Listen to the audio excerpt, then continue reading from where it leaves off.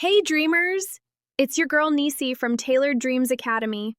I just wanted to jump on real quick because listen, we are in 2026 and it is officially time to reset, refocus, and start using Canva the right way.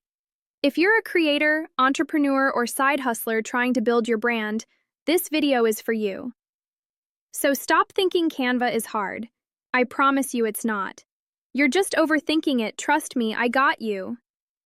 Stop overcomplicating Canva, because this is what will actually help grow your brand in 2026. Look, I've been deep in Canva training lately, and here are the biggest lessons that changed everything for me. Number 1. Don't try to be original. Be authentic. So many people think they need brand new ideas to win, but that's not true. Templates don't sell because they're new.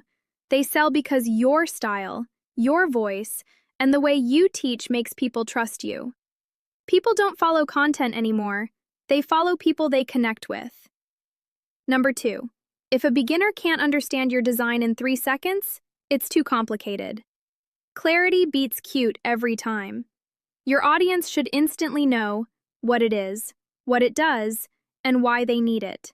Simple layouts convert better. Period. Number 3. Attention is the real currency. And attention doesn't come from posting once and disappearing. It comes from repetition, consistent branding, showing up with the same message until people actually remember you. That's where Canva becomes powerful, when you use it for branding, not just designing. And this one hit different for me. Stop designing just to look good. Start designing to solve problems, because problem-solving designs make money. So if you want easy-to-use Canva tips, tricks, training, templates, and done-for-you designs, click the link in my bio and check out my Stand store. Everything is beginner-friendly and made to help you move faster.